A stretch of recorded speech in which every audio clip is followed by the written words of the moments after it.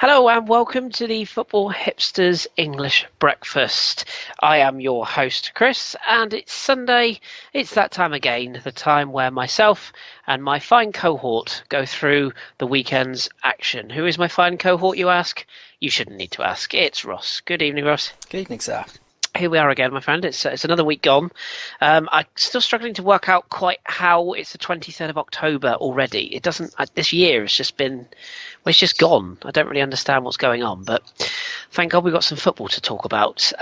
Now, before we kick off, Ross, I think it's fair to say it's not been a stellar weekend of action, has it, in the domestic leagues? It's been a little bit tepid, but we'll make the most of it. We will. We'll do our best to pick through the bones of it. We're going to start with the Sunday action, I think, because quite a lot went on the Sunday across the two games. And at the risk of upsetting a lot of Man United fans, we're going to start with the game at Stamford Bridge between Chelsea and Manchester United. Now, when we finished recording last week, we said Liverpool Man United could be really good or it could be really dull. It was really dull, so we're not even going to mention that at all. But it ended 0-0, and it was mixed reports from who said, well, great tactical masterclass from Mourinho. Others said it was just really negative. Well, it wasn't negative from Chelsea today, was it? A 4-0 victory. What's your kind of initial thoughts having seen this game? It seemed to me a game that was completely changed by mistakes, which then shook a game plan that wasn't really there anyway. It seemed to me like Mourinho was going there with the same mindset they did with Liverpool to break Chelsea up and make sure they didn't beat them too badly. But when you concede inside the first minute, thanks to a really, really silly defensive error, it changes the whole game plan, and I don't think Man United reacted quickly enough. I don't think Pogba worked in the hole. I don't think Rashford really worked alongside him either. There was a lot tactically that went wrong, but I think the reason it went so badly wrong for them tactically was the fact they made that silly error so early. I know we've had a few Man United fans follow us recently on the Twitter account, so we will give Chelsea some credit absolutely in a second. But I just want to focus on Manchester United first of all. It seems to me that it's a very, very odd fit at the moment. Now, I always thought Mourinho was a good fit for United with regards to, he's always been dubbed as a winner, win at all costs mentality, deflects from players, all these things. But I want to ask you about the tactical setup. For me, they look all wrong. The formation doesn't seem to suit the players he's got. He's leaving out players like Henrik Mkhitaryan, who, I can speak from experience of watching, and as can Drew, who's lit up the Bundesliga in 2 seasons running. It just doesn't seem to work. And you mentioned Paul Pogba there. I do find it quite amusing that there's an advert going around at the moment with him massively hyped. He takes the field today donning gloves, trotting around the pitch, as you said, doesn't really work in the position he's played. What do you think's going wrong with him specifically, and the system Mourinho's trying to play? Do you think he's trying to force a system on players that don't suit that system? Yeah, but I think the balance is off mainly because of Pogba, because they're playing this 3, or they're playing a 4 along the front. You've got to play Ibrahimovic, so that forces Rooney further back on the field, which then puts him either in holding midfield or in the number 10 role, neither of which he's completely effectual in. And then Pogba has to fill the other slot, and he's not effectual in either of them. Frankly, you need 12 players on the field if you're going to fit Rooney and Pogba in at the moment. It just seems like the main core. I mean, defensively, I don't think they're that bad. They made some silly mistakes today, which cost them hugely, don't get me wrong, but I don't think they're that bad defensively. I know Eric Bailly has now got a possible lengthy injury to his knee. But I honestly don't think the back line's that bad. I think it's just the balance in midfield, because, like I say, you've got to play Ibrahimovic, so then where do you play Rooney and where do you play Pogba? And it just seems that neither can play in the positions that they're being asked to play in at the moment.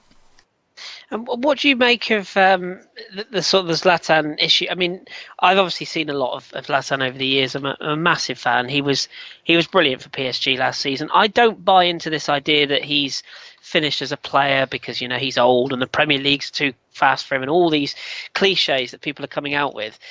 The thing that I have a real issue with is that you signed a player of his ability and his class, and they're not playing to his strengths. Why do you feel that United, Mourinho himself went out and got Zlatan, and he's not playing to the strengths? Do you think that maybe just a tweak in system or just getting some more pace around him, like some Martial? Do you think that's enough to change the way they play and suit Zlatan more? I honestly, not to deflect the question, but I think you're probably the best one to answer it, because I can only imagine that the best way to play off Ibrahimovic is getting him as a what's what I'm looking for? Like a centre forward, and getting pace off of him. But at the same time, he's still such a very good finisher. Do you play it into feet and try and create space for him with tricky attackers around him? I think Mata would be a great help in behind him, but you can't play Mata in behind him because then Rooney's got to move somewhere or Pogba's got to move somewhere. So yeah, not to deflect the question, but you're probably better than I am to tell us what's the best way to play Ibrahimovic. Well, I just feel that they're not maximising his strengths. I mean, he's a very, very good deep lying centre forward. Yes, he can hold the ball up, and yes, he's a good target man. But I think he's far better playing with somebody with pace. He plays. If you look at how brilliant he was for PSG last season, it was when he had the likes of Di Maria and Lucas Moura on the wings, providing him with that service. Even Cavani playing sort of from the left-hand side, he just gave him that focal point. So he was still a centre-forward, but a lot of his goals would either be in the 6-yard box because of intricate play and a cutback, or they would be as a result of a sort of a direct piece of play and a direct bit of running from an attacking midfield man who would open up the space to allow him to drift into. And if you think of that game at Bournemouth, was it at the start of the season, where he sort of cut in from the deep lying position and then unleashed a shot, I think it was sort of 20, 25 odd yards past Boric. And, I just don't think they're utilising him. I really don't. I think he's wasted right now. But nevertheless, I guess we'll see if the tactics change. We should give Chelsea some credit as well, because they've been under pressure. Antonio Conte was under some pressure recently, indeed for his job, if you believe speculation that was going round. He switched to a 3-5-2. Do you think it's purely down to that, or do you think there was a tactical masterclass to just completely just cut everything that United had out of their playing strengths today? I think it certainly helps, because since they've gone 3 at the back, they've been a much better side than they were before they changed. I think it also helps David Luiz, because he's got a bit more protection and he's got a bit more focus. Now he knows he's got to be back there. It's not like he used to watch him in a 4-4-2 and he'd kind of break free every now and again, but now he's in a 3, he kind of understands there's a bit more responsibility on him. You do have to give absolute credit to the way Chelsea played and the fact they didn't allow Manchester United to break up the play like they did against Liverpool. I would still lean to say that it was more down to the mistakes that Man United made, because that early goal that they conceded, I think, really did shake them. But at the same time, you're only as good as what's the phrase I'm looking for here? Because I've gone completely mind blank. You're only as good as your opponent lets you. Only as good as your opponent allows you to be, or only as good as what you're facing. So I take your point. The space that Man United left them, they still had to exploit. They still had to get into. They still had to take the finishes. They still had to keep going and keep fighting and finding the space. So yeah, you've got to give Chelsea a great amount of credit. But I'm still personally leaning towards the idea that it was mainly Manchester United's mistakes that helped Chelsea here. Yeah, I would concur with that. And one thing for sure, Chelsea certainly took advantage every time. And a lovely goal from Kante, of all people, although the defending from Chris Smalling, well, let's be honest, all day was, not the best, I think it's fair to say. And as you point out as well, Eric, by apparently rumours tonight that it could be a cruciate. It certainly looks like a long layoff, which I think is a real problem for United, because he's probably been one of their standout players so far this season. And the thought of, I guess, what is it going to be now, Rojo or Phil Jones partnering Smalling? I'm not too sure about that. We shall see. Let's move across Manchester to another Manchester now, and Manchester City. Now, obviously, you'll have quite a good overview of this game. Saints coming out of it with a 1-1 draw. Would I be right in saying that you're somewhat pleased with that outcome? Just a bit. Yeah, it could have been a bit better for us, but I don't want to get greedy and start talking about the chances that we missed or didn't take or whatever. Not many teams will get anything from games away at Manchester City this season, next season, or for as long as Pep's there, so I'm more than happy with the point. But it does have to be said that for as good as we were defensively, first half I thought Manchester City were extremely slack. The last time I watched them for a full 90 was the first day against Sunderland, and since then I've caught 10 minutes here, 20 minutes there, a first half, a second half, or whatever. And I have to say that they are not as dull to watch as they were on the opening day. That may be because teams are putting more pressure on them because they've kind of seen how Pep wants to play, or maybe it's just because Pep has adapted slightly and made it a bit quicker. Or maybe it was just because the Sunderland were just awful against them, I don't know. But they were a lot more engaging to watch. They went a few more times than I remember seeing them. They were creating a lot of good space, there was a lot of good movement, but at the same time there was a lot of poor passing, there were a lot of loose passes, conceding possession far too cheaply in very dangerous areas. When they were getting in and around the area, they weren't creating enough room for a shot. Southampton were absolutely brilliant in crowding them out. Van Dijk and Romeu both have had fantastic seasons so far, but they had a brilliant game today. So yeah, a lot went into this. You've got to credit Southampton for the defensive organisation, but I think a lot of criticism on the first half especially has to go on Pep for whatever it was they were trying to do, because they looked very, very slow first half. Second half they came out and looked much more intense, but the first half was quite scary, I imagine, for Pep Guardiola.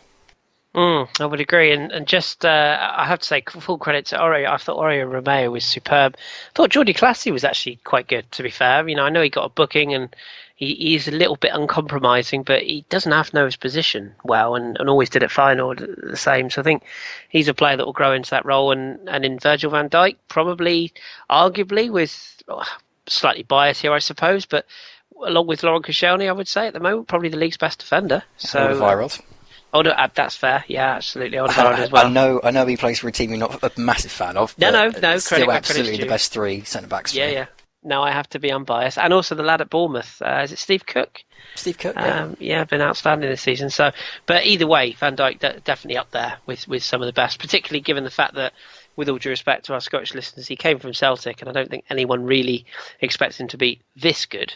So, credit where credit's due. But just on Man City again, taking off your Southampton hat for a moment, do you think that there's the issue with De Bruyne hasn't quite looked what he was pre-injury, coming back from that injury? He obviously got substituted today. Sergio Aguero apparently took the decision well, to quote Guardiola from the week. I don't believe that for a second. And he was, again, I thought, pretty poor today. Sterling's form seems to have tapered a little bit. Do you think it's just a case of too many players not performing at the moment, or do you think personally that the rumour or the thought you had all along is coming true in that maybe people are just slightly overrating the cult of Pep, if you will? It's such a tricky question, because the issue with the Pep Guardiola side is that you can say they've been poor and it's not going well or bloody blah, and then the next week they will put six past someone because they have that potential, and the style of football they play always allows them to put six past someone if they really want to. I think it is a bit of both. I think it was only last week or the week before Pep was saying that there's not a tremendous amount of difference between the Premier League and the Bundesliga and La Liga. I think he said it was mainly the schedule that was the major difference. There was still a lot of pressure on his teams, but you compare the start he's made and the performances they're putting out against the performances they were putting out for Bayern and for Barca, and you have to say this is weaker. Now, is it because Manchester City as a starting 11 are weaker? As a squad are they weaker? Or is it because Pep's style doesn't really work as well as it has in other countries? It's very difficult to say this early on. Obviously, if they win the league by a good 3, 4, 5, 6, 7 plus points, then we could say that maybe this was just a blip. But if this carries on into the Christmas period, then questions have to be asked, because you do have to wonder, if this was Mourinho, if this was Wenger especially, would they be under as much pressure as Pep is at the moment? Because I don't think he's feeling too much, if he is feeling any pressure at all. Okay, yeah, that's a very good point. Very good point. I wonder, new managers have that little bit extra time, don't they? Generally, to sort of, people almost accept it's going to take a bit of time. But yeah, I think Guardiola is, as you rightly say, I think he is starting to understand that things are not easy here. And I must admit, I still look at that back. Was it back 4 or 5 players they've They got? played 3 today. Yeah, I'm not convinced. Which terrified me when I first saw it because they had 7 midfielders and attackers. But... yeah. I'm not convinced, though. Are you? I mean, I look at that defence. I look at the names. Otamendi, I think, is a very good central defender, but I don't think he's anywhere near the class that they should be. I think Sanya's best days are behind him. Same with Clichy. Company for me. Same with Company. I agree. I think Company, whether you rate him or you don't, you can't rely on him with his injury record. I've always liked Company, but he's always been overhyped for me. Everyone's always said he's been the best centre-back that we've had in the Premier League, and then you watch him and he's like, yeah, he's a very good centre-back, but he's also got a lack of pace. He can be quite clumsy. He's not always in the right position. He doesn't always take responsibility for, like that back pass from Stones. He blamed it on Stones. Yeah. If he just stood still, then the back pass finds Stones, and frankly, there's not a lot of other directions that Stones could go in with that back pass except back to Bravo. And if he wants him to go back to Bravo, we should tell him go back to Bravo rather than just kind of look at him and then stride forward. So I think you could put a little bit of that if you want to down to ring rust, but no, Company as a whole is a very good centre back, but I don't think he's one of the world's best. But the flip side of that though is, where do you go and get very good centre backs, because they are such a rare breed these days. How many centre backs fit into Pep Guardiola's style, and don't say Virgil van Dijk. No, I was going to say Samuel Umtiti, but yeah, I take your point. He's an absolute steal, by the way, at Barca right now, but that's a story for another pod. Yeah, Vincent Kompany, a cultured Ashley Williams. That's what I'm going to call him from now on. Anyway, moving swiftly on before I get bricks thrown through my window by Man City fans. So that's a point, nevertheless, for City, which sees the return to the top of the table by virtue of 1 goal better than Arsenal and 2 goals better than Liverpool currently. And it's Liverpool transition to in just very briefly, because this game, not a lot happened in truth. Liverpool were fairly dominant, won against West Brom by 2-1 in the evening kickoff on the Saturday. Fairly routine. Coutinho and Sadio Mane with the 2 goals. They were 2 up in half an hour and 35 minutes. McCauley with a late goal back for West Brom. Never really looked like they're going to claim something from this. Liverpool just quietly going about their business. Have you been fairly impressed with the recent events down at Anfield? I have, but I still don't think they're title contenders for me. I need to see them do this more consistently throughout the season before I start thinking that. Because even though they were quite comfortable against West Brom, they still conceded. And that's been their problem since day one under Klopp. And I think you and I have both pointed out many times that they're going to win a lot of games like this, where they score 2 but concede 1, or score 4 but concede 3, and eventually they're going to end up scoring 4 and conceding 5. It's just going to happen. It's just the way that the Klopp sides play. So I'm not yet convinced they're going to be title challengers, but certainly Champions League challengers for me. Again, I completely agree with you. We've got to stop agreeing on this podcast. It's not good. So that's Liverpool. Liverpool sort of done and dusted as far as the weekend goes. They're up to second place and quietly impressing. But again, I'm with you. I'm not sure about title contenders. Leads us on to the Saturday 3:00 games. We'll focus on Burnley and Everton first of all. Burnley, of course, beat Liverpool, just mentioned there, by 2-0 earlier on in the season. Great result for them, given the circumstances. And wouldn't you just know it, they've gone and done it again. I think it's fair to say Everton had long spells of possession in this game, were in control of the game for long spells as well. But Sam Vokes put Burnley ahead. Yannick Bolasie equalised. And at that stage, you expected Koeman's men to go on and get the victory. But Scott Arfield had other ideas in the 90th minute. Key 3 points is for Burnley, because you've got to think that, their away form has been, let's be honest, wretched. They've got to win these home games, and they couldn't really have done much more than do exactly that against Everton. Do you think this is quite a key result in their season? Massive result, because I think a point would have been, not an expected result, but the one they would have been looking for. A point at home to Everton is still a very good point. Their safety will be determined by how they do against teams in and around them in the league. All they've got to do is make sure they're not as bad as 3 other clubs. So points against Everton are a bonus. To get 3 is huge. That's a massive 3 points for Burnley. I other clubs in the relegation fights will not be getting 3 points off of teams like Everton. So this is a very big result. But this kind of performance is why I still like Burnley to stay up. It's why I tipped them at the start of the season, and I know that they've been very wobbly. I know that there are a lot of people that think they're cannon fodder, and I really should, after seeing Southampton take 34 shots against them last week. But these are the kind of performances that make me think they've got enough about them to stay up, because they didn't stop fighting, they kept growing, they kept creating space. It was more about the defensive solidarity and just taking their chances, which they have got the players to do. So I was very impressed with Burnley. I know they were helped out by a rather slipshod Stekelenburg, but at the same time, you've got to take your chances, and these are the kind of results that can keep you up. Yeah, I think you're right again. I think it's with the case for Burnley, it's like you said, pick up the results where they can, and for me, there's at least 3 sides worse than Burnley right now in the Premier League. 2 of which we'll come on to. In fact, let's come on to one of them straight away, shall we? The curious case of David Moyes in Sunderland. They lost again. They lost to West Ham. Late goal, largely defensively good all game. They set up not to be beaten. They attempted to stifle the opposition, and for long spells they did, and then they conceded.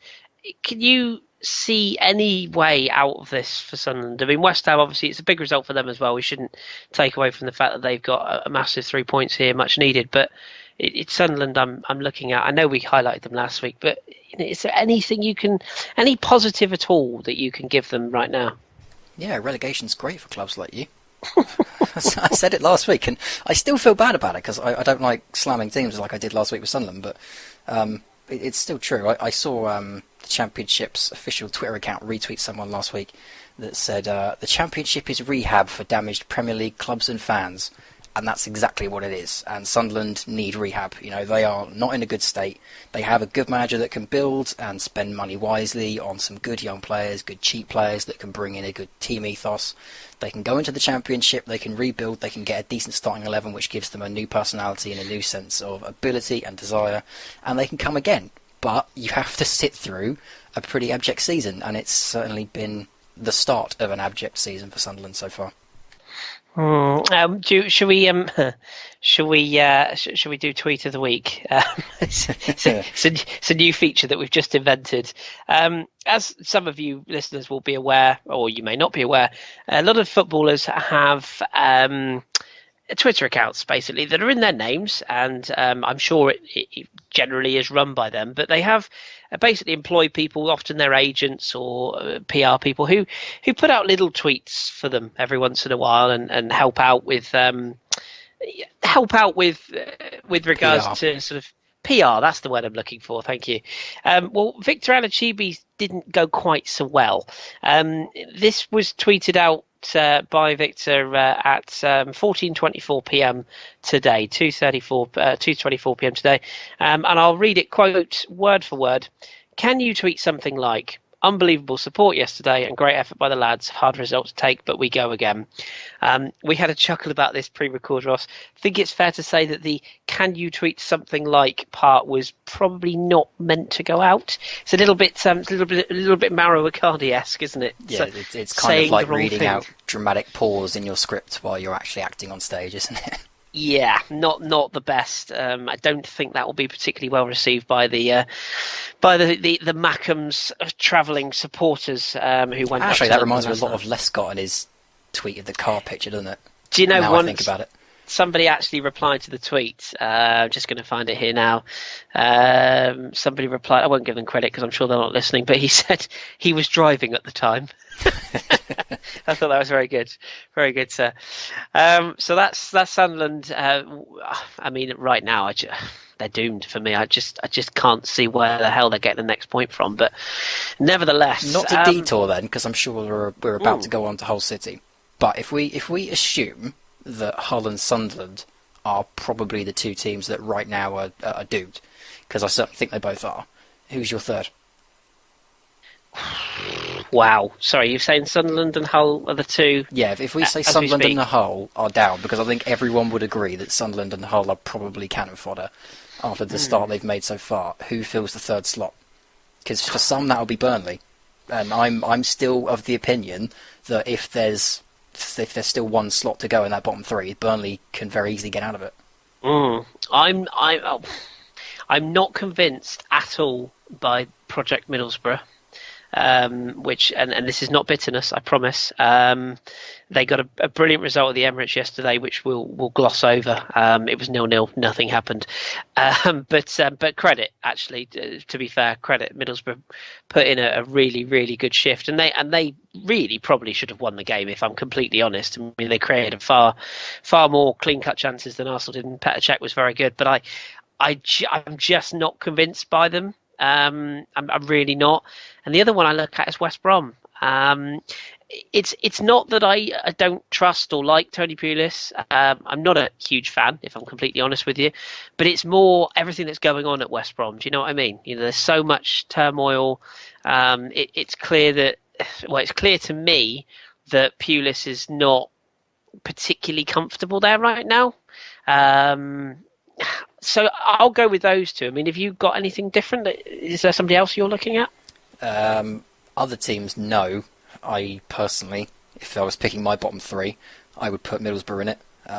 Still not convinced by them. Still think, like I said last week, they're probably more of a glass cannon than people give them credit for. Fantastic display against Arsenal. They really did shake things up and broke up the Arsenal play. But at the same time, they put so much into defending that they forgot the other half of the game and missed some very good chances. And then 9 times out of 10, they take those very good chances, or at least create some very good chances. And then it's the back end of the game that they can't get right. So I'm not convinced on Middlesbrough. I really don't think it's going to work for them. But obviously there's a long season, etc. For me, it's a three-way fight between Borough, Burnley and West Brom, and I'd certainly say that West Brom have probably got more in the tank. The only other one I'd add to that, and this is a very sceptical one, is maybe Leicester City, depending on how far they go in the Champions League. I can see what you mean. Yeah, I can definitely see they need to improve their form. Without any shadow of a doubt. We should say they did get a 3-1 victory yesterday over Crystal Palace. We're going to scoot over that one as well, in truth, because a good result. Credit where credit's due. Leicester bouncing back, and Ranieri said he wanted the form back in the Premier League, and he got it. Goals from Musa Okazaki and Fuchs with a late reply from Kabai. I suppose Palace are another one that you've got to look over your shoulder a little bit, and if Project Pardew goes horribly wrong once again for a long period of time, then never know what to make of Pardew's teams, though, because we've said it again and again. Though they're now about to go on a run of 5 without a win, and then they'll go on a run of 5 without a defeat, and then they'll go on a run of it's just the way you work. So I don't really fear for Palace, because they'll still have enough to pick up the points they need, but they'll definitely be in and around. Don't get me wrong, but I still think they're probably safe for me. Leicester, I still think will be safe. Don't get me wrong either. But I think there's still a lot of problems in that team, and we've said it for the past few weeks now that their main aim should be the Champions League. There are players in that team that want to go out on the European stage and show people what they can do. When they come back, it doesn't always work, and it hasn't in the past couple of weeks. Thankfully, it did this weekend. But if they start getting a bit deeper into the Champions League, they're going to be putting more into that, and that's going to have a bigger knock-on effect on a very busy Premier League schedule with the domestic cups as well. So I don't really think they're going to be in any real danger of going down, but they still have to be careful of it, because they are a club that's mid-table, but at the moment, this season has the danger of slipping just a little bit lower.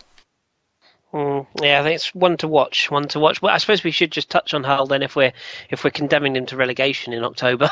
Condemned them to relegation 2 months ago. So. Yeah, true. I mean, things can change very quickly, and obviously they started brilliantly, but like you say, their form has rather gone off the proverbial cliff in recent weeks. Was it 5 straight defeats now, and minus 14 goal difference? They're not scoring, and they're letting in a lot of goals. Only 2 this time to Stoke City's Xherdan Shaqiri. Good result for Stoke, actually, who are just quietly pulling their way out with 2 draws and 2 wins in the last 4.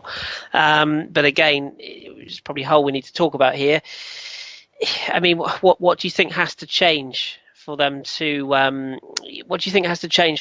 get back up the table? I mean, is it just as simple as a bit of togetherness and rearranging, maybe changing a formation, or do you think there's major surgery required potentially in January if they can get to that stage with a fighting chance at least? It's money.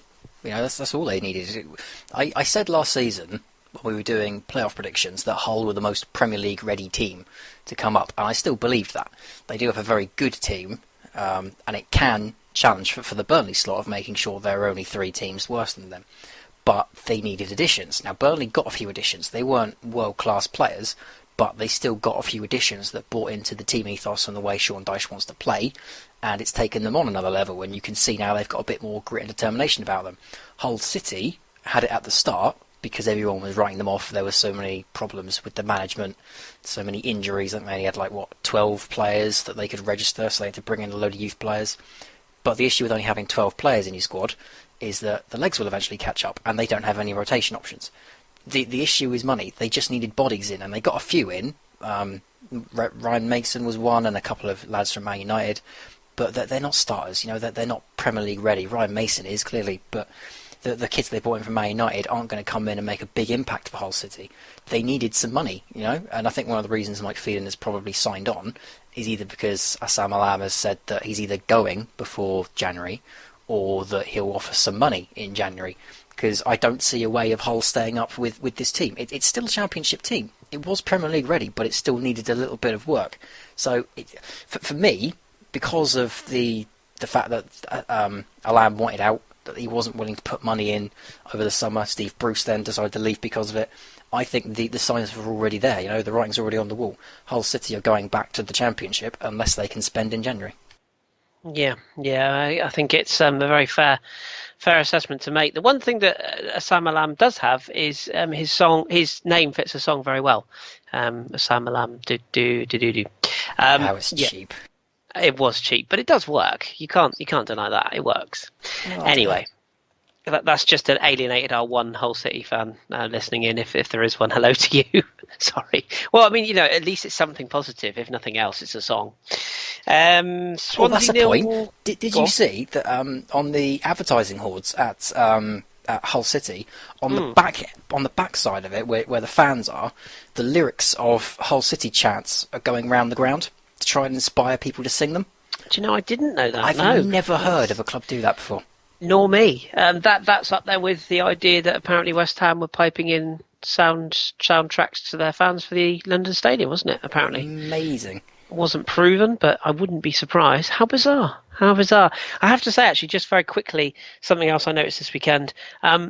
Leicester City lining up with a picture of the King of Thailand pre-game, bit cringe.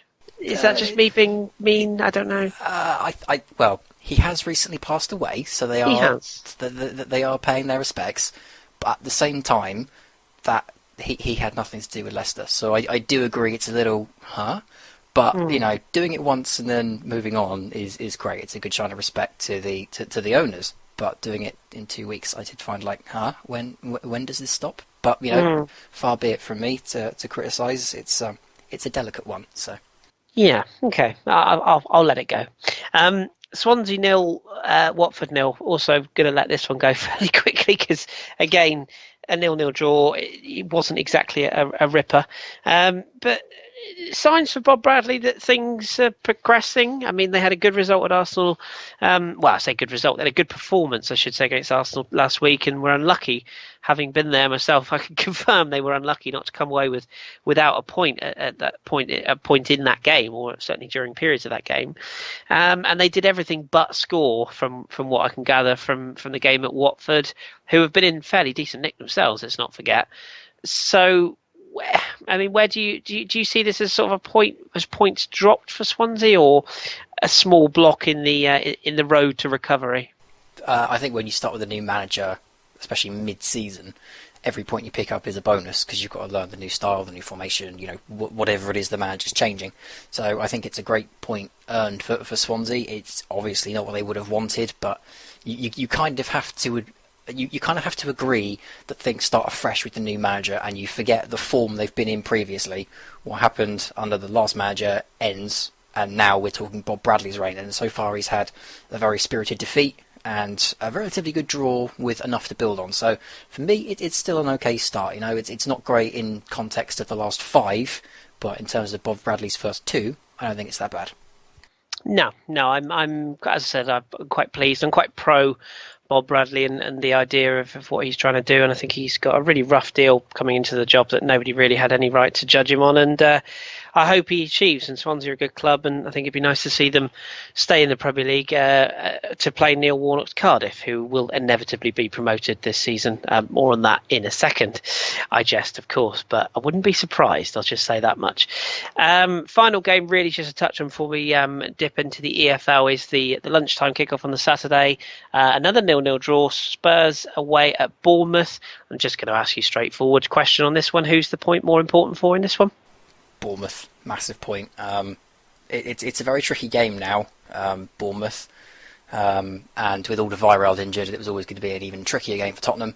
But that's a massive point for Bournemouth. Like I say, for teams like Bournemouth that are going to be in and around the relegation fight, it's a matter of being better than the three teams that are going to be in the bottom. So for me, it's a great point. It's one that other clubs near the bottom half won't be picking up. So for them, a massive point. For Tottenham, I think it'll be a bit of a letdown, but at the same time, with that Alderweireld injury, it was always a very dangerous game. So a point isn't awful for them either. No, agreed. And still the only unbeaten side in the Premier League. The run continues. So there we go. That's the weekend in the Premier League. We should just quickly run down the table. As we said, Manchester City, Arsenal and Liverpool are technically all top, with just a point in front, I should say, of Chelsea and Spurs, who've got 19 respectively. Everton 6 on 15. Manchester United now 7th on 14 points. Southampton, 13. They're on 8th, out on their own, with Watford and Bournemouth making up the top 10. And then down towards the bottom, Palace, Leicester, West Brom, Burnley are 11th, 12th, 13th and 14th respectively. And then you've got a little clutch of teams with West Ham, Stoke, Middlesbrough outside the bottom three, with Hull, Swansea and Sunderland. Sunderland 2 points from 9 games, minus 10 goal difference. Not good at all. Shall we just have a quick look ahead to the fixtures for next week? If my computer will allow me to do so, which apparently it's not going to. No, it's really not going to let me do this. We can talk about the League Cup, however. You do that while I find the fixtures. Perfectly done. What have we got in midweek in the EFL Cup? We have the return of the EFL Cup, or the Capital One Cup, or whatever you want to call it, / whatever they're asking you to call it. We've got fixtures on Tuesday and Wednesday this week. So the Tuesday games feature Arsenal versus Reading, Liverpool and Tottenham, Bristol City versus Hull City, and I fancy an upset there. Leeds United versus Norwich City. I'll come on to Norwich in a minute, but that could be a tricky game for them as well. Newcastle versus Preston, and then Wednesday you have West Ham hosting Chelsea, which is a London derby, if I recall. Southampton hosting Sunderland, and the big Manchester derby, which neither manager is going to want to lose after their weekend's escapades in the Premier League. No, absolutely. It's going to be a very, very interesting week of EFL games, because all of a sudden that EFL Cup seems to be a priority for some managers, given the opposition they're facing. So will be definitely worth tuning in for. I have the fixtures. Hurrah! I can confirm the fixtures are this for next week. Sunderland Arsenal is the lunchtime kickoff. Manchester United host Burnley. Middlesbrough play Bournemouth. Spurs entertain Leicester. Watford face a struggling Hull City side. Manchester City go away to West Brom. Crystal Palace host Liverpool in the late evening game on the Saturday. Then on the Sunday, you've got 2 fixtures: Everton, West Ham, Southampton on the telly again, hosting Chelsea. And on Halloween, Monday the 31st of October, you've got Stoke against Swansea. Plenty of frights, I'm sure, in that one. So they are your fixtures for next week. So that's the Premier League all done and dusted for another week. So it's EFL Roundup time. Ross, I shall hand over the reins to you. What has been happening in the Football League this weekend? Well, there's been a lot of managerial changes, but we'll go through them as we meet them. Starting in League 2, we're going to go straight to Carlisle United, who are still unbeaten. They have now won 7, drawn 7, lost none. Their latest result, if I can find it very, very quickly, was a 2-1 away win at Stevenage, which was always a bit of a tricky place, because Stevenage do kind of set in, and they do need the points, having slumped down to 22nd in the league. So it was always going to be a bit of a rough game, but they still managed to come out with a 2-1 win, which is a great performance from them. Grimsby Town, who I have a great affinity for, they started the weekend in the playoff positions. They finish outside of the playoff positions because they have managed to fall to a defeat to Cheltenham Town, both of those teams in the conference last season, of course, so that was a very big game. You would have expected Grimsby Town to have won that because they're in the form they were in, but it's Cheltenham Town that get the win. It would be a huge shame if that's Paul Hurst's last game in charge of Grimsby Town, by the way, because since Kris turned down the Shrewsbury job last week, it seems like Shrewsbury will be going for Paul Hurst as their new manager. That's not confirmed yet, but that's certainly the rumour doing the rounds. If he does move on, that means that his 5 years now at Grimsby Town will finally be up, which would be a great shame for Grimsby. I'm cautious of what would happen to Grimsby Town if they have to change their manager. It would be a big blow to lose Paul Hurst. The other manager that's possibly on the verge in League 2, another very long-standing manager as well, is Paul Tisdale of Exeter. We've been talking for a couple of weeks now about the pressure that's on Exeter. They are now 23rd in League 2. They have played 2 more games than Newport County, who are beneath them on 7 points. If Newport were to gain their full 6 points from the 2 games they've got to play, they would then be on 12, which would then put them 1 behind Exeter. So it's been a great 10 years for Paul Tisdale, but there's a lot of pressure on him now. And with Grimsby making the start they have, only 4 wins in their first 14 games, that's a very, very tricky job at the moment for Tisdale. It would be a great shame to lose him because he is a fantastic character, but this is the modern game, as they say. And the other notable one from League 2 was Portsmouth, who lost 2-1 to Notts County this weekend. Notts County went out to 10 men on the 77th minute as well, and Portsmouth have a very good home record when it comes to goals, so a bit of a surprise to see them lose that one to Notts County. Speaking of managers, however, we have lost another in League 1, and that other is Carl Robinson of the MK Dons.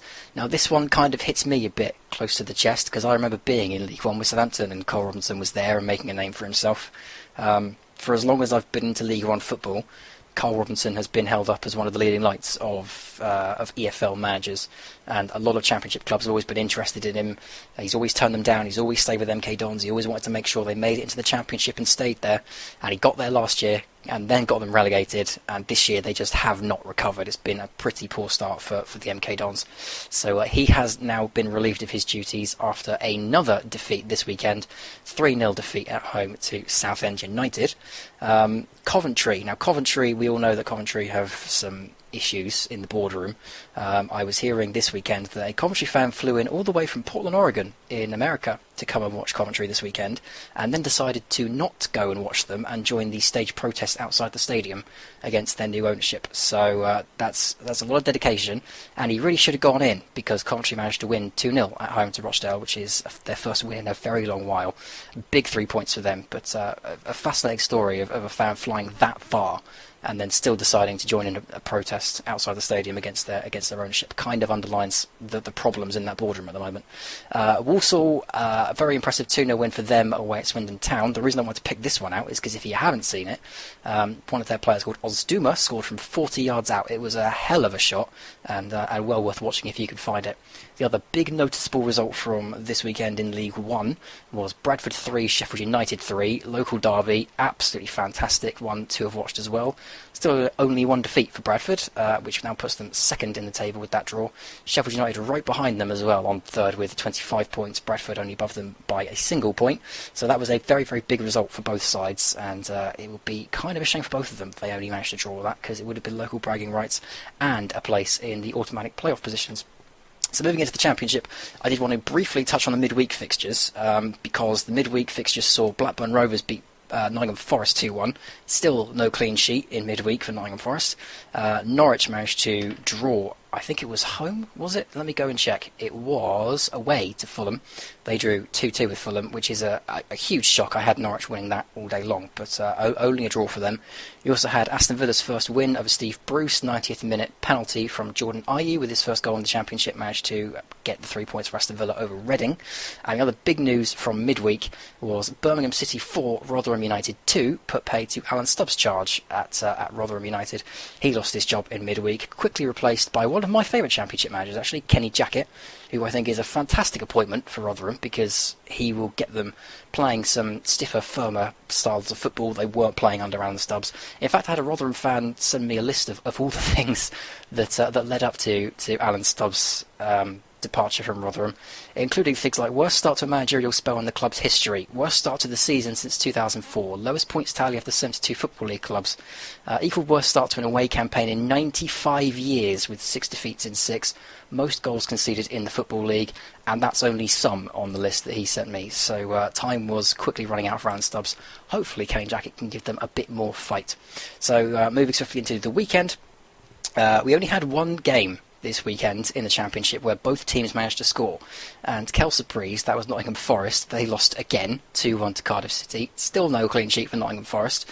They are sinking quickly. They are now 19th under Philippe Montagnier, and if you think of all the troubles that Blackburn have had this season, Nottingham Forest are only 3 points above Blackburn, which kind of puts their troubles into context. Some other big results that came out of the weekend fixtures. We had Norwich lose this weekend to Preston North End, a home game as well, so that's a massive defeat for Norwich. Only 1 point in the last 2 games has now put them down into 4th and has completely blown open the race for the automatic promotion places, because Huddersfield Town got a last-minute winner at home to Derby County, of course now managed by Steve McLaren, and Brighton and Hove Albion have done it very quietly, but Brighton and Hove Albion now all the way up to 2nd after another very good win this weekend. The other big and noticeable results from this weekend, the main one I think comes from Wolverhampton Wanderers, who lost 1-0 at home to Leeds United. Now Walter Zenga has been under a little bit of pressure from the fans as of late. They now have no win in 5 and they are in 18th position with 16 points, and again, if you compare them to Blackburn, who we all know have had some huge troubles this season, Wolves are now only 4 points ahead of Blackburn. So Wolves and Nottingham Forest right in the mix, and as Kris was saying earlier, under Neil Warnock, Cardiff City don't expect to be down there for much longer. I wouldn't expect Ipswich to be down there for much longer either, and Aston Villa are now well and truly on the rise under Steve Bruce. So some very interesting results from the weekend in the Championship, even if there weren't a lot of games to really excite you. But the table, compared to last weekend, has suddenly really shaken up. What? Where are we in the table then? Where? Because who has? Because as you rightly say, there's a lot of teams that have traded positions. First of all, where are Cardiff now? Because we're going to do Cardiff watch under Warnock. Has to be done. It's more like Warnock watch, though, really, isn't it? Yeah. Cardiff are now 20th. They have got, quick math, 7 points from their last 3 games, all under Neil Warnock, so they're up to 20th. Derby County one beneath them on 14, and then Blackburn beneath them on 12 points, Wigan on 11 and Rotherham on 6. So the relegation zones is quickly bunching up. I don't expect Cardiff to be down there much longer. I don't expect Derby to be down there much longer either, which would then put Wolves and Nottingham Forest down there, which would be just bizarre to see them down there after all the hype and all the money, especially at Wolves, that's been pouring in since the summer. All change. Where are we at the top end, and who has gone where? It's all kind of bunched together now. You've got Newcastle out on top with 31 points. Brighton and Hove Albion, like I say, snuck in quite quietly, really, into 2nd with 28 points. Huddersfield have now slipped out after a pretty rough week for them, but they're now 3rd on 28 points, joint with Brighton, of course. Norwich down to 4th on 27. Sheffield Wednesday are slowly creeping in there with 24. And then you have a clutch of teams between the 20 and 23 point zone. Bristol City, Birmingham, Reading, and Preston and Leeds, actually. I'd almost forgotten Leeds. Yeah, the playoff places are normally bunched together near the end of the season, but all of a sudden, right near at the start, there just seems to be a whole cluster of teams that suddenly think that 6th could be theirs this year. It's all changed, and it's all going underway. It's all starting to form a bit more of a pattern. Championship, as you say, is always entertaining, and if you don't watch it, you are genuinely missing out. So it is well worth a look.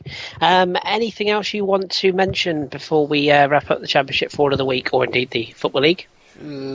I don't think so. There was a fixture for next week, I think, that stands out to me, but unfortunately my fixture list isn't loading, so I can't tell you about it. I'm sure there's a big one near the top, but I can't remember it. So no, outside of there's a fixture I quite like next weekend. No, I can't think of anything. I'll see if I can find it for you because I've got the list of the fixtures up. Oh, actually, I just found it. It's Brighton and Hove Albion hosting Norwich City.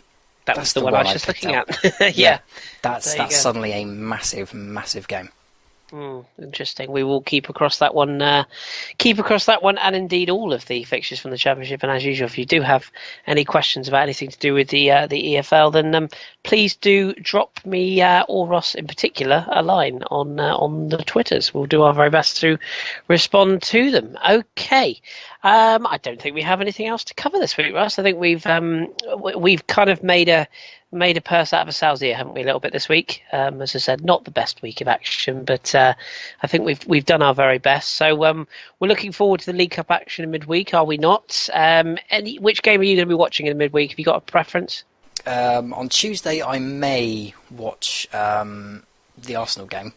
I may sit down for that because I haven't seen Arsenal play since we played them, and I do have a bit of an affinity for them, having worked with Arsenal fans for so long. And then, obviously, on Wednesday night, I'll be watching, or as doing the best as I can. I don't know if we're going to be on TV anywhere. I'll be watching the Southampton Sunderland game. But if I wasn't watching that, then clearly I would be all over the Manchester derby, which is going to be absolutely massive.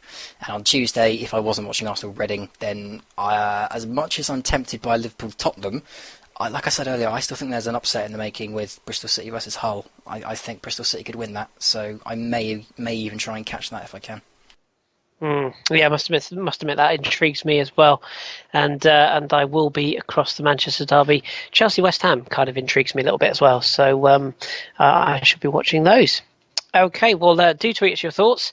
If you are a new listener and you are a fan of a team that we don't mention much, or if you're a lower league fan, let us know. Give us a tweet. Let us know who you support, who you follow, and we'll do our very best to give you some coverage as best we can. Anyway, we've obviously got a limited amount of time each week, but do tune in again. We are here every Sunday for the English Breakfast podcast, which is where we go through all the weekend's action from the Premier League and Football League. We're here every Tuesday, around about lunchtime UK time. We release our weekly podcast, which covers all the best from around Europe. Serie A, La Liga, Bundesliga and Liga, as well as a quick trip around another league around the world as well. So we cover pretty much everything on this podcast. And of course, we do this Satchel, which is our little version of a European Champions League and Europa League roundup during the weeks that there are fixtures. So do tune in. You can subscribe to us via iTunes, via SoundCloud, and via Stitcher, and goodness me, there's loads of apps out there. But iTunes, SoundCloud, or YouTube, if you're a bit old school, is where you can find us as the main 3 ports of call. And you can follow us on Twitter at the FH Podcast. Thank you very much for joining us, and thank you as always to you, Ross, for giving up your Sunday evening once again. Yeah, pleasure as ever. We will return, as I say, with the main podcast on Tuesday, and myself and Ross will be back same time, same place next week. Until then, keep your vid strong and your glasses trendy, and enjoy your football.